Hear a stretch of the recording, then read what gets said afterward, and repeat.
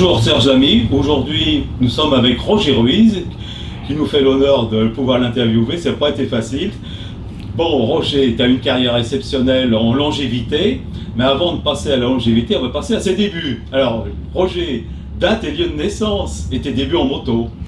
Donc, je suis né à Aubervilliers le 14 septembre 1946 et j'ai commencé la moto très jeune parce que mon père faisait de la moto, mon frère également. Donc, j'étais dans les deux roues très rapidement dans ma vie. À 18 ans, j'étais déjà avec des petites motos genre 125, 250 et ensuite, j'ai eu même une 350 BSA avant de partir à l'armée en 1964. Ensuite, donc, j'ai fait quelques courses avec divers engins de genre DS Malter, 125 Tero, 175 Tero, enfin plusieurs motos. Ensuite, j'ai testé les anglaises, les 500 Triumph, et ainsi de suite. Ensuite, j'ai même testé une 500 Kawa. Et après, j'ai eu une 305 Honda. Et ensuite, je suis passé à la 350 Honda en 1970 lorsque je me suis marié.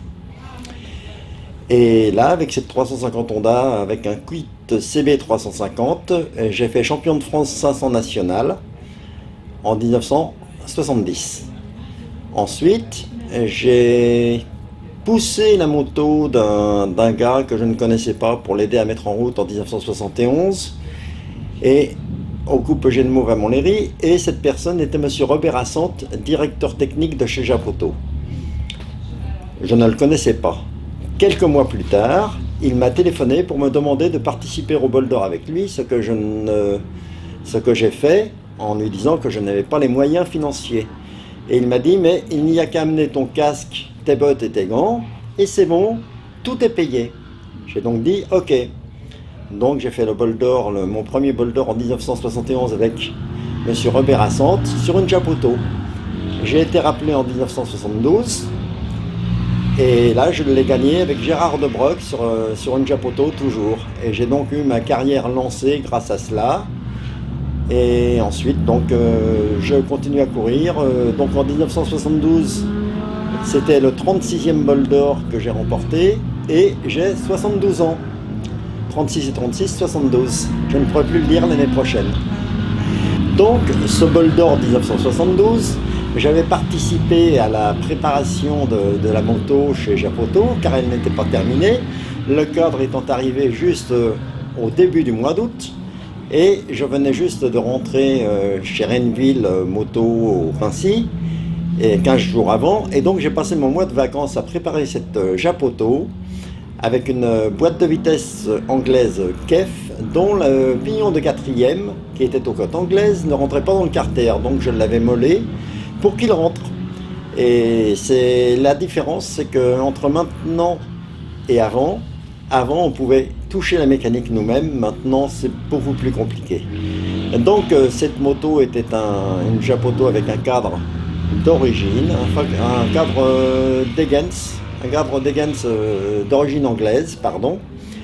Et ce cadre était très bien, et sauf les fixations de tête fourche qui n'étaient pas au top. Sur les 3 motos engagées en 1972, la seule qui n'a pas cassé son tête fourche, c'est la mienne.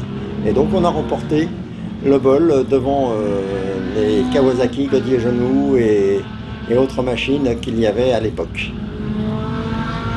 Donc après cette période d'endurance au bol d'or que j'ai fait chez Japoto, je peux dire que la différence principale, c'est que les moyens étaient beaucoup plus limités dans le temps que maintenant, avec des motos qui partaient de l'origine, et ensuite on préparait ces motos, c'est-à-dire qu'on avait des roues à rayons avec des freins, on avait des pinces de frein à l'avant de CB500 qui étaient un tout petit peu plus grosses que celles de CB750, et on avait des pneus, il n'y avait pas de pneus pluie comme maintenant, on avait des pneus semi-pluie, des pneus racing effectivement de chez Michelin, mais ce n'était pas des vraies pluies comme maintenant. Les pneus pluie ont été développés par la suite, mais ça n'empêchait pas qu'on roulait tout de même très vite sur le mouillé par rapport à beaucoup d'autres machines qui n'étaient pas équipées des mêmes pneus. Donc ça c'était l'endurance sur le bol d'or. Ensuite j'ai fait toute une carrière chez Japoto, j'étais le pilote officiel numéro 1. J'étais donc avec Gérard Debreuck lorsque j'ai gagné le bol d'or en 1972. En 1973, sur le même bol d'or, on m'avait imposé de le faire avec un jeune pilote qui s'appelait Didier Garnier. Malheureusement, une chute a mis fin à nos espoirs. Et sur la Japoto toujours. Et donc c'est Gérard Debreuck qui a gagné avec Thierry Tchernin en 1973. En 1974, le bol d'or, je l'ai encore fait, mais on a eu des petits soucis, ce qui fait qu'on a terminé un petit peu plus loin. Et en 1975, il y a l'embrayage qui a lâché juste au départ. Donc j'ai poussé tout le tour en courant, j'ai mis 36 minutes pour faire le tour du circuit en courant et je suis arrivé, je me suis écroulé, j'étais très très fatigué. Et le docteur qui a pris ma tension a dit que j'avais 6,1 parce que 6,0 de tension c'était la mort. Et donc tout s'est bien passé, je ne faisais pas de sport particulier à part faire de la moto, j'étais mécanicien moto. Et donc j'assouvissais ma passion de la course moto, toujours avec les moyens dont je disposais, c'est-à-dire très faibles, sauf que j'étais défrayé par Japoto, donc ça me permettait de faire les courses.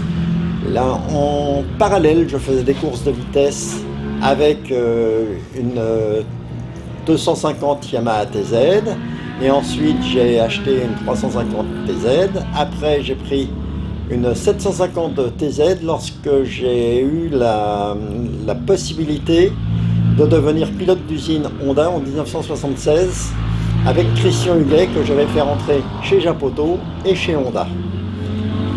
Et donc j'ai été pilote d'usine juste en 1976 parce que le franc-parler que j'avais déplaisait fortement aux Japonais. Lorsque je leur disais ce qu'il fallait faire, ils m'ont dit que j'étais pilote et pas mécanicien. Donc ça s'est arrêté là pour moi, ma carrière de pilote d'usine. Mais je ne le regrette pas, car j'ai fait des choses qui m'ont beaucoup plu. Et je continue, malgré tout, à participer aux courses actuellement, des courses d'endurance de vitesse de moto ancienne. Je vais bientôt avoir 73 ans et je suis dans les plus anciens pilotes encore en activité en course. On peut toujours faire de la démo. Pour la course, il y a très peu de pilotes. Voilà.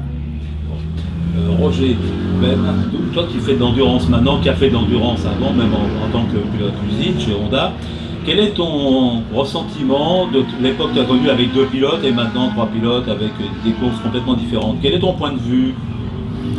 Eh bien, mon point de vue, c'est que à 2 pilotes, c'était beaucoup plus dur. Cependant, il faut quand même tenir compte des motos qui ont évolué avec les contraintes physiques qui sont très importantes maintenant, car les accélérations, décélérations, les glisses et tout sont beaucoup plus importantes maintenant qu'avant. Donc les efforts étaient peut-être plus longs dans le temps, maintenant ils sont plus intenses et plus courts. 3 pilotes, c'est quand même une sécurité. Les courses par exemple à Barcelone en Espagne, où il faisait très très chaud, c'était terriblement dur. Et il m'est arrivé avec la Japoto de ne plus pouvoir tirer sur le frein et de ne plus pouvoir accélérer. J'avais l'impression que la moto ne marchait plus car la poignée de gaz glissait dans ma main et je n'avais plus la force de serrer la poignée de gaz. Donc on avait mis un crayon dans la poignée pour que je puisse faire tourner la poignée quand même parce que je glissais sur le caoutchouc de la poignée de gaz.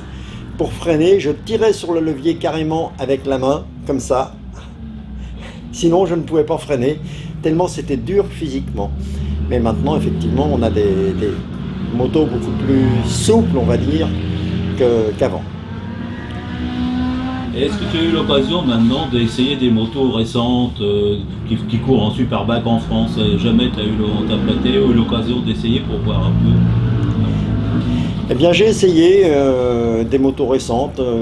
Dernièrement, une 750 Suzuki GSX-R qui marchait très très bien. J'ai essayé aussi une 1000 Yamaha R1, mais qui n'avait pas les systèmes anti-patinage et tout et tout. Donc, effectivement, ça marche très très bien. C'est beaucoup plus facile à conduire, mais plus physique dans le sens où il faut l'empêcher de se lever la moto, enfin quand il n'y a pas tous les systèmes électroniques bien sûr. Mais les freinages sont plus puissants, l'accélération est beaucoup plus rapide. Mais bon, chaque époque a son lot d'avantages et d'inconvénients. Ouais, ça on n'en doute pas. Bon, bah, donc en fin de compte, comme tu as encore la forme, on le sait, tu vas continuer encore en endurance, surtout dans les courses de 4 heures, avec, je crois, tu as plusieurs équipiers favoris, tu peux nous toucher 2 mots peut-être?